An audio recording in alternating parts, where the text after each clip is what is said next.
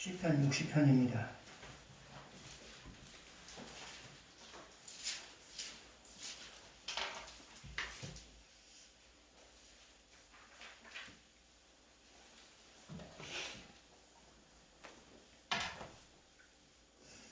먼저 1절만 보시고 또 설교하면서 나머지를 보도록 하겠습니다.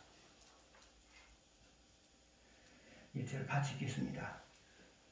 하나님이 주께서 우리를 버려 두셨고 운명하셨사오나 지금은 우리를 회복시키소서.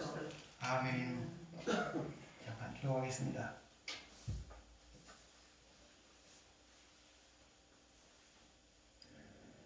성령께서 이 시간도 저와 같이 말씀해 주셔서 각자가 필요한 대로 깨닫게 해주시되 각자를 세워가시기 하여 같이 말씀해 주십시오.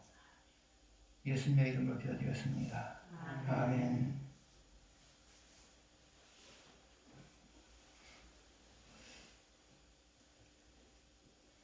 아메리카는 유럽인들이 발견하기 전에 이미 인디안에 의해서 큰 제국을 이루고 있었습니다.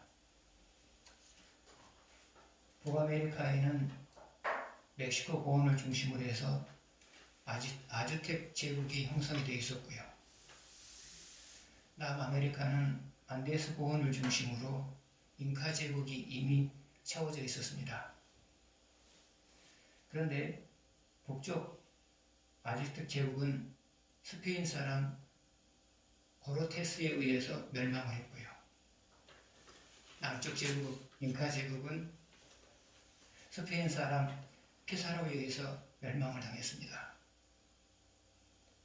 그런데 코르테스나 피사로나 데려온 군사는 300~400명에 달하는 적은 군사들이었습니다.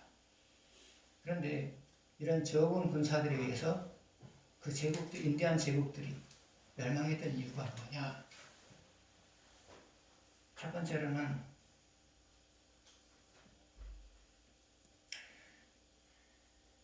무기의 차이였어요.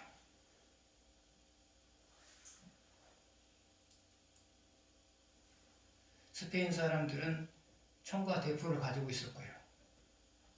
인디안들은 창과 칼을 갖는 정도였어요.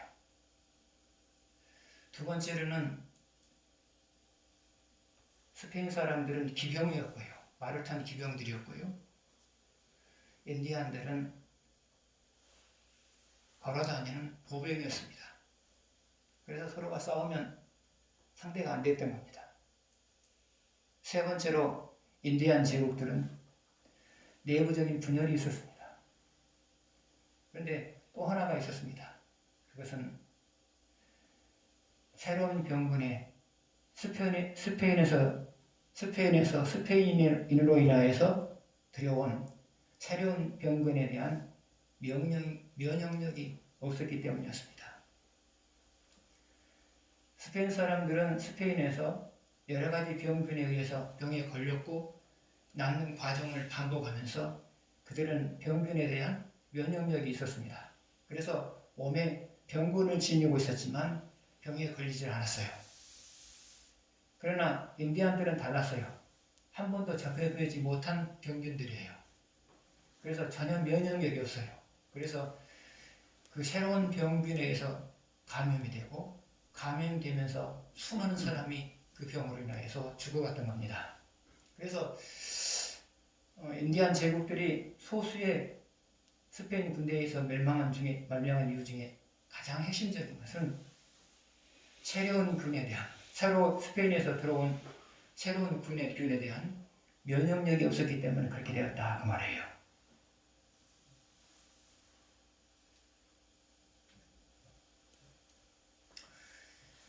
여러분이 인생을 잘 살아내기 위해서는 반드시 가져야 될 요소가 있습니다.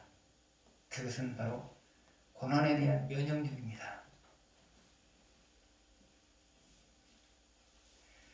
고난에 대한 면역력을 가진 사람은 고난이 와도 당황하지 않습니다.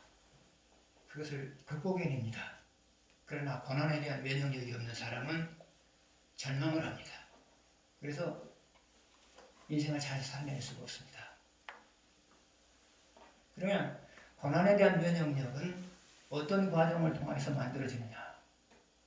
그것은 하나님이 여러분에게 해결할 수 없는 인생의 문제를 주고 어느 시점에 하나님의 도우심으로 인하여서 그 인생의 문제가 해결됨을 통하여서 고난의 면역력을 얻는 거예요. 그래서 여러분은 하나님이 주시는 고난과 하나님이 그 고난을 극복해 주시는 과정을 통하여서 우리는 앞으로 어떤 고난을 만나도 하나님이 도우시면 고난을 극복해낼 수 있다는 마음을 갖게 되는 것입니다. 이것이 바로 고난의 면역력이에요. 하나님이 여러분에게 고난을 주신 목적이 바로 여기에 있어요. 고난에 대한 면역력을 주어서 앞으로 다가올 고난을 준비시키는 거예요. 그래서 여러분들은 고난을 당할 때마다 하나님이 나로 하여금 고난의 면역력을 빌려주어서 앞으로의 고난을 대비하게 만드시는구나, 그렇게 생각하시면 되는 겁니다. 오늘 본문을 중심으로 해서 누구나 일어설 수 있습니다 라는 제목으로 말씀을 전하고자 합니다. 먼저 1절 보시겠습니다. 같이 읽겠습니다. 하나님이여, 주께서 우리를 버려 흩으셨고 분노하셨사오며 지금은 우리를 회복시키소서. 1절 앞부분을 보게 되면 우리를 버려 흩으셨고 그랬습니다. 우리를 버려 흩으셨고, 방금 읽은 말씀의 배경은 다윗의 군대와 에돔 군대가 싸우고 있는 상황을 배경으로 하고 있습니다. 그런데 방금 우리가 읽은 말씀의 앞부분을 보게 되면 주께서 우리를 버려 흩으셨고 그랬어요. 주께서 우리를 버려 흩으셨고 그랬어요. 여기서 우리라고 하는 것은 다윗의 군대를 말해요. 하나님이 다윗의 군대를 버려 흩으셨고 그랬단 말이죠. 그럼 버려 흩으셨다고 하는 것은 무엇을 의미하느냐? 에돔과의 싸움에서 지게 만들었다 이 말이에요. 하나님이 자기 백성으로 하여금 다른 백성과의 전쟁에서 지게 만들었다 그 말이에요. 보편적으로 하나님은 자기 백성의 편이 되어서 자기 백성으로 하여금 이기게 만들어야 되잖아요. 그게 보편적인 거예요. 그런데 오늘 말씀을 보게 되면 반대예요. 하나님이 자기 백성이 다른 나라와 전쟁을 할 때 지게 만들었다 그 말이거든요. 여러분은 말하면 여러분이 어떤 인생의 문제와 싸움을 하려고 하는데 하나님이 여러분의 편이 아니고 그 인생의 문제의 편이 되어서 여러분 하여금 그 인생의 문제에 의해서 지게 만들었다 그 말이에요. 그런 말이란 말이죠. 오늘날로 말하면 교회가 코로나를 이겨내야 되는데 오히려 코로나에 의해서 농락을 당하고 있단 말이죠. 교회가.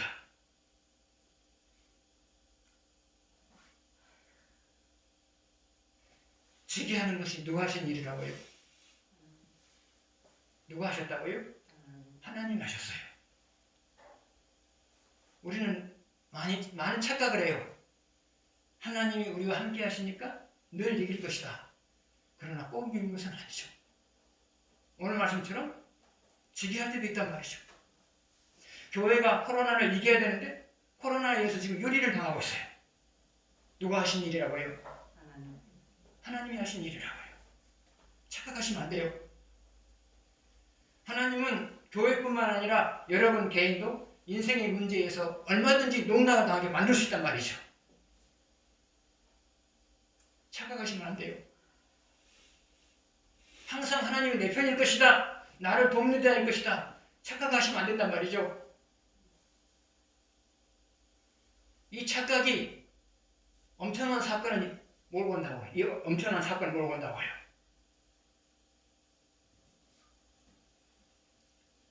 다윗의 군대와 하나님의 백성인 다윗의 군대와 하나님을 섬기지 않는 에돔의 군대가 싸웠어요. 그런데 하나님께서 다윗의 군대를 버려서 흩어지게 만들었어요. 버려서 흩어지게 만든다고 해서 무슨 의미예요? 싸움에서 지게 만들었다는 거죠. 싸움에서 지게 만들었다는 거죠. 그래서 많은 군대가 죽었어요. 많은 군대가 죽었어요. 많은 군인이 죽었어요. 그리고 도망갔어요. 살아남기 위해서 도망갔어요. 하나님의 군대는 이겨야 되잖아요. 그런데 하나님이 지게 만들었어요. 그럼 지게 만든 이유가 뭘까요? 그 뒤를 보게 되면, 이쪽 뒷부분을 보게 되면, 그 다음을 보면 분노하셨사오니 그랬죠. 분노하셨사오니. 누구에 대해서 분노하셨어요? 다윗의 군사들에 대해서 분노하셨어요. 오늘날 말하면 여러분과 저에 대해서, 한국 교회와 한국 교인들에 대해서, 세계 교회와 세계 교인들에 대해서 분노하셨단 말이죠.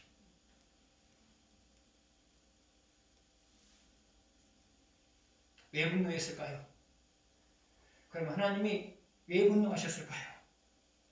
죄를 짓고도 회개하지 않기 때문이에요.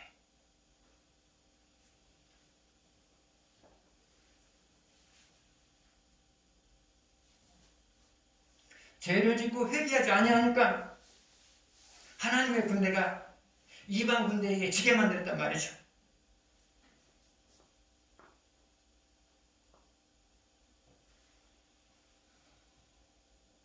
그러면 여러분이 죄를 짓고 회개하지 않았을 때 여러분에게 하나님께서 하시는 일은 뭘까요? 첫 번째로는 무엇인가를 시도할 때 실패로 돌아가게 만들어요. 무엇인가를 시도할 때 실패로 돌아가게 만들어요. 두 번째로는 고민할 수밖에 없는 사건을 일으켜요. 세 번째로는 사람들 앞에 부끄러움을 당하게 돼요.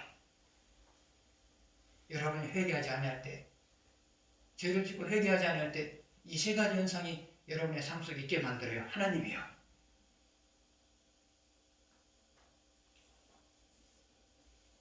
그래서 여러분, 죄를 지었으면 금방 회개하셔야 돼요. 그러면 뒤탈이 없어요. 그런데 죄를 짓고 회개하지 않으니까 문제가 생긴단 말이죠.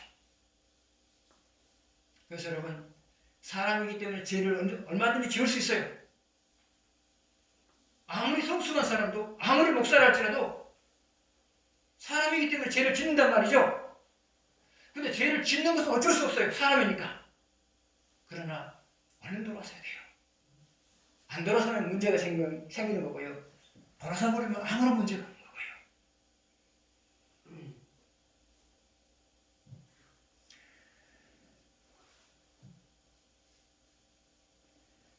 다윗은 1절 뒷부분을 보게 되면 지금은 우리를 회복시키소서 그랬어요. 지금은 우리를 회복시키소서.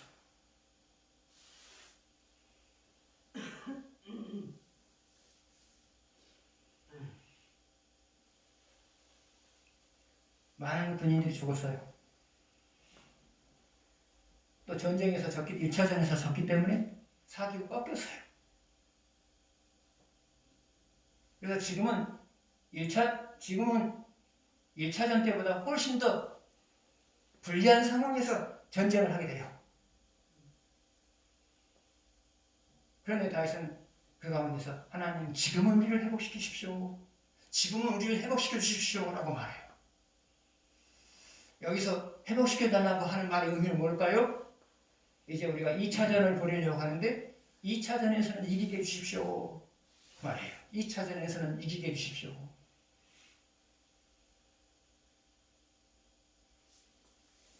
그러면 불리한 상황에서 다윗이 2차전은 이기게 해주십시오 라고 기도한 이유가 뭘까요?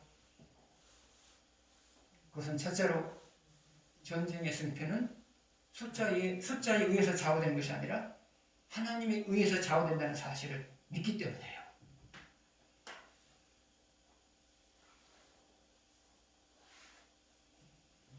여러분이 힘으로 해결할 수 없는 인생의 문제를 만났어요? 그럼에도 불구하고 여러분이 기도하는 것은 당면한 문제는 내 능력에 의해서 좌우되는 것이 아니라 하나님의 능력에 의해서 좌우된다는 사실을 믿기 때문에 여러분이 기도를 해요. 그게 사실, 그리고 그게 사실이에요. 두 번째로 다윗이 불리한 상황에서 기도한 이유가 뭐냐? 전쟁의 승패는 군인들의 사기의 문제가 아니고 하나님이 내 편이냐 아니냐 그것이 문제다라고 말해요. 이스라엘의 전쟁 역사를 보게 되면 사기 충천해가지고 이길 때는 거의 없었어요. 대부분이 사기에 꺾인 상태에서 전쟁을 했는데 하다 보니까 하나님께서 이기게 만들었단 말이죠. 이스라엘 전쟁이 대부분 그랬어요.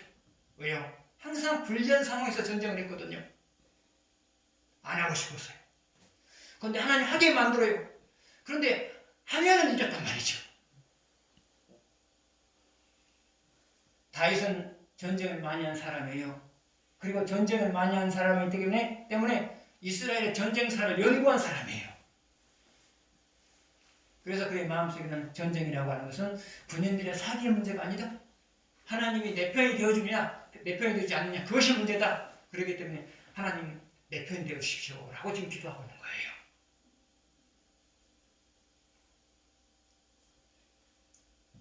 여러분의 인생의 문제를 만나게 되면 두 가지 마음이 교차해요. 하나님께서 그럼에도 불구하고 해결할 것이다. 이 마음이 있고요. 한편으로는 정말로 해결이 될까? 이런 의문이 있어요. 의문이 있단 말이죠. 그래서 여러분들은 인생의 문제가 해결되기 전까지는 항상 이 두 가지 마음이 교차한단 말이죠. 하나는 희망, 하나는 의심. 인생의 문제가 해결될 때까지 일관성 있게 희망을 갖고 살아가는 사람은 거의 없어요. 거의 없어요. 1분 전에는 희망을 갖다가 1분 후에는 다시 의심하다. 이게 반복되는 것이 우리의 모습이란 말이죠. 그러나 그럼에도 불구하고 여러분이 기도하면 그런 상태에서 의심 반, 희망 반인 그런 상태에서 여러분이 기도하시면 어느 순간에 하나님께서 그 문제를 해결하신단 말이죠. 나는 문제가 발생해서 문제가 해결될 때까지 나는 끝까지 희망을 가지고 기도하셨다. 그런 사람은 이 세상에 아무도 없어요. 왜요? 우리는 한편으로는 하나님을 섬기는 사람이고요. 한편으로는 그냥 사람이기 때문에 그런 거예요. 그래서 희망과 의심이 교차하는 것이 우리의 모습이에요. 그러나 그럼에도 불구하고 기도하면 그런 삶을 살아가면서도 불구하고 기도하게 되면 하나님은 여러분의 인생의 문제를 해결해 주시는 거예요. 그래서 다윗은 자기 군인들이 사기가 꺾였음에도 불구하고 하나님 기도하는 거예요. 사기가 꺾였음에도 불구하고 기도합니다. 전쟁의 승패는 사기의 문제가 아니라 하나님 우리 편이 되어주시느냐 되어주시지 않느냐 그것이 문제이기 때문입니다. 여러분도 그렇게 기도하십시오. 내 인생의 문제가 해결된 것은 내가 희망을 갖느냐 의심하느냐 그것이 문제가 아니라 하나님이 내 편이 되어주시냐 되어주지 않느냐 그것이 문제이기 때문에 기도합니다 라고 기도하십시오. 아멘.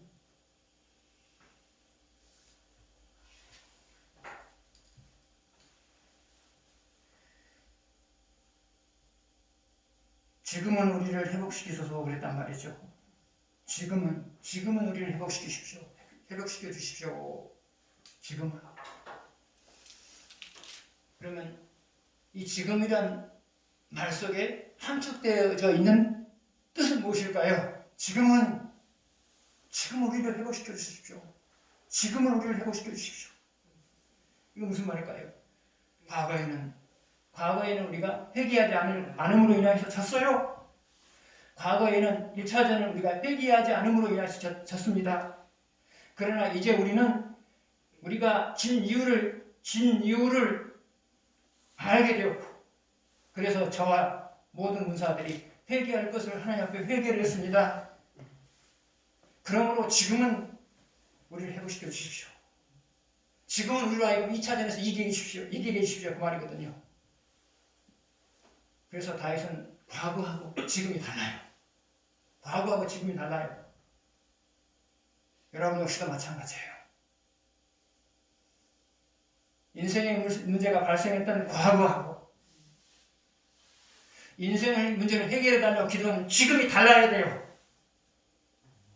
지금이 달라야 된단 말이죠. 과거하고 지금이 달라야 된단 말이죠.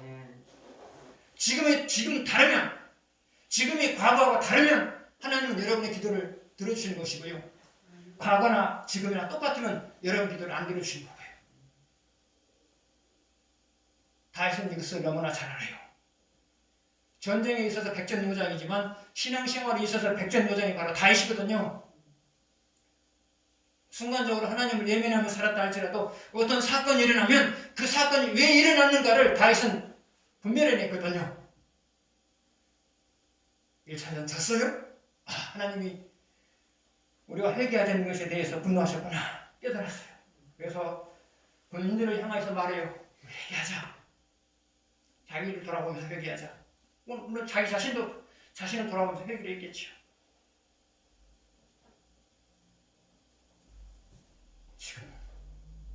지금은 회복시켜 주십시오.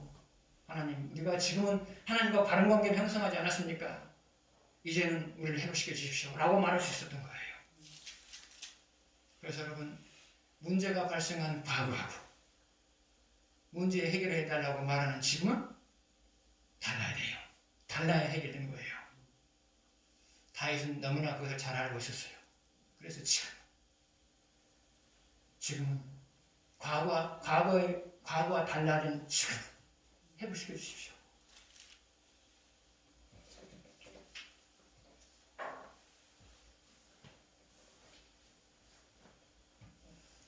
다윗이 전쟁을 하는 데 있어서 가장 큰 실수는 무엇이었을까요? 그건 작전의 문제가 아니에요. 무엇이 문제였느냐? 자기 군사들이 하나님과 바른 관계를 형성했느냐, 형성하지 않았느냐를 체크하지 않은 그것이 가장 큰 실수였어요. 여호수아가 아이산과의 싸움에서 실수한 것 중에 가장 큰 실수가 뭐였죠? 이스라엘 공동체가 하나님 앞에서 정결하느냐 정결하지 않느냐를 점검하지 않은 채 전쟁을 시작한 것이었어요. 졌잖아요. 다윗도 졌고 여호수아도 졌잖아요. 그러므로 여러분이 하루를 시작하기 전에 가장 한 실수 중에 가장 큰 실수가 뭐냐? 나를 하나님과 바른 관계로 만들어놓지 않는 상태에서 하루를 시작하는 것이 가장 큰 실수예요. 중요한 일을 앞두고 여러분이 하는 실수 중에서 가장 큰 실수가 뭐냐? 나를 하나님과 바른 관계를 형성해놓지 않는 상태에서 그 일을 시작하는 거예요. 그래서 여러분, 어떤 중요한 일을 시작하든지 또한 하루 일과를 시작할 때도 항상 하나님과 나와 바른 관계를 형성해서 하나님이 나를 좋은 쪽으로 도울 수 있는 그런 상황을 만드시면서 시작하시기 바랍니다. 아멘.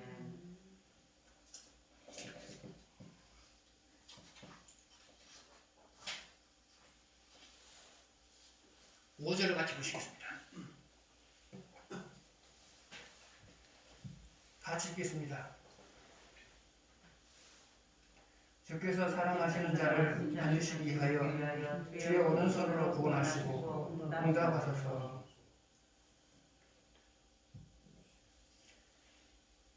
오절 앞부분을 보게 되면 주께서 사랑하는 자를 위하여 그랬어요. 주께서 사랑하는 자를 위하여. 그러면 여기서 주께서 사랑하는 자라고 하는 것은 누구냐? 그것은 하나님과 바른 관계를 형성하면서 살아가려고 노력하는 사람이에요. 그러면 이런 사람들에게 주어진 것은 뭐냐? 주의 오른손으로 구원하시고 응답하소서, 이거란 말이죠. 하나님과 바른 관계를 맺고 살아가는 사람에게 주어진 것은 뭐냐? 그것은 5절 뒷부분에서 말하고 있는데 구원해 준단 말이죠. 다시 말하면 인생의 문제를 해결해 준다는 말이죠. 그래서 여러분이 어떤 인생의 문제를 안고 살아가고 있든지 간에 하나님과 바른 관계를 형성하며 살아가게 되면 하나님이 해결해 주신단 말이죠. 그런데 그 앞에 하나의 수식어를 붙였어요. 오른손으로 그랬어요. 오른손으로 그랬단 말이죠. 그러면 오른손이 상징하는 것이 뭐냐? 그것은 하나님의 전능하신 힘이에요. 단순히 왼손, 오른손 이런 문제가 아니고요. 여기서 오른손이라고 하는 것은 하나님의 전능하신 힘을 말해요. 전능하신 능력을 말해요. 전능하신 능력으로 인생의 문제를 해결해주겠다. 그 말이거든요. 그러면 하나님의 전능하신 능력을 상징하는 대표적인 사건들은 뭘까요? 하나는 천지를 창조한 사건이에요. 천지를 창조한 사건의 특징은 뭐죠? 무에서 유를 창조한 거예요. 여러분의 삶과 연관시켜서 말하자면 그 일을 해낼 수 있는 가능성이 제로예요. 그 일을 해낼 수 있는 가능성이 제로예요. 제로인데 그 일을 해냈어요. 이게 바로 전능하신 하나님의 능력이 나타났을 때, 전능하신 하나님의 능력이 나타났을 때 만들어진 일이에요. 두 번째로 하나님의 전능하신 힘을 상징하는 사건은 뭐냐? 그것은 죽은 자를 살리신 사건이에요. 사람이 죽었어요? 그러면 살아날 확률은 제로죠. 사람이 죽었어요? 회복될 가능성은 제로죠. 그런데 회복될 가능성이 제로인데 하나님은 회복을 시켰어요. 여러분은 살다 보면 삶의 한 부분이 무너졌어요. 그런데 회복될 가능성이 제로예요. 그런데 전능하신 하나님의 힘에 작용하게 되면 회복될 가능성이 제로임에도 불구하고 회복이 된단 말이죠.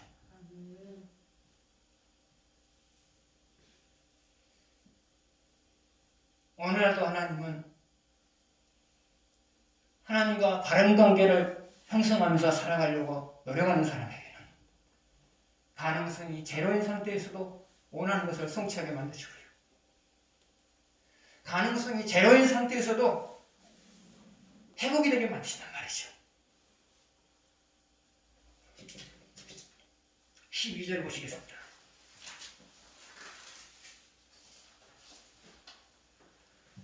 같이 읽겠습니다. 우리가 하나님을 의지하고 영광하게 행하니 그는 우리의 대적을 밟으심이로다. 12절 앞부분을 보게 되면 우리가 하나님을 의지하고 영광하게 행하리니 그랬어요. 그러면 우리가 하나님을 의지하고 영광하게 행한다고 하는 말의 의미는 무엇일까요? 그것은 에덴과의 전쟁에서 이전보다 더 불리한 조건 하에서 싸우는 것은 사실이지만 에덴과의 전쟁에서 이전보다 더 불리한 상황에서 싸우는 것은 사실이지만 그러나 그럼에도 불구하고 우리는 시도를 합니다. 그럼에도 불구하고 우리는 전쟁을 합니다. 그 말이에요. 그러면 불리한 상황에서도 그럼에도 불구하고 전쟁을 하는 이유가 뭐냐? 그럼 10절 뒷부분에 나왔어요. 우리가 전쟁을 시작하면 하나님이 에돔을 밟으실 줄 알기 때문입니다.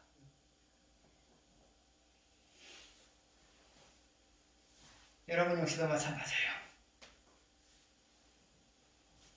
내가 해결할 수 없는 인생의 문제를 만났어요? 그럼에도 불구하고 해결하려고 노력을 해요. 왜요? 내가 해결하려고 시도하면 하나님이 내 인생의 문제를 밟아버리실 줄 알기 때문에 여러분이 시도를 하는 거예요. 그러면 여러분이 해결할 수 없는 인생의 문제를 해결하고자 시도하는 모습은 뭘까요? 첫 번째는 기도하는 거죠. 기도하는 거예요. 하나님은 여러분이 기도하는 모습을 보면서 네가 이 문제를 해결하고자 하는 의지가 있구나. 그렇게 생각을 하세요. 두 번째로 여러분이 그 문제를 해결하고자 시도하는 두 번째 모습은 뭐냐? 그것은 하나님과 바른 관계를 형성하는 거예요. 여러분이 그 어려운 가운데서도 하나님과 바른 관계를 형성하려고 노력하는 그 모습을 보시면서 하나님은 적어도 네가 이 문제를 해결하려고 하는 의지가 있구나. 그렇게 보신단 말이죠.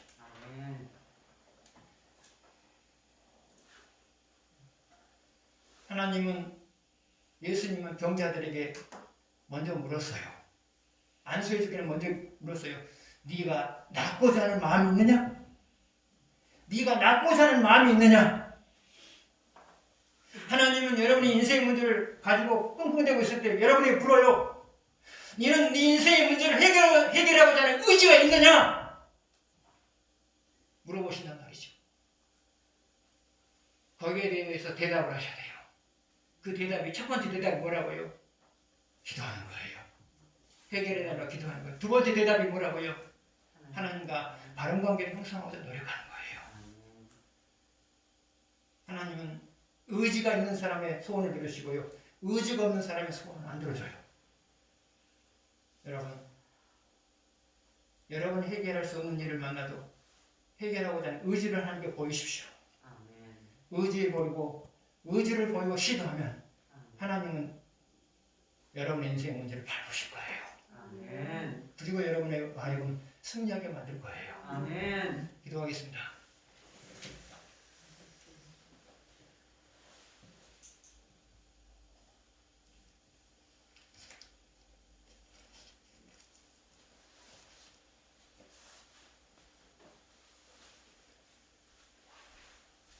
아버지 하나님, 역부족인 상태에서도 항상 희망을 가지고 저희들이 그 일을 해결하고자 노력하는 것은 우리가 해결하고자 하는 의지를 보일 때 하나님께서는 저희들의 인생의 문제를 해결해 주신 것을 알기 때문입니다. 하나님 아버지, 늘 하나님과 바른 관계를 형성하면서 살아가고자 노력함으로 인하여서 무엇을 하든지 항상 형통할 수 있게 하여 주시기를 원합니다. 아멘. 어떤 상황에서도 하나님의 전능하신 능력을 믿게 하여 주셔서 그 믿음으로 기도하고 그 믿음으로 어려움을 참아낼 수 있게 하여 주시기를 원합니다. 아멘. 예수님의 이름으로 기도드렸습니다. 아멘. 아멘.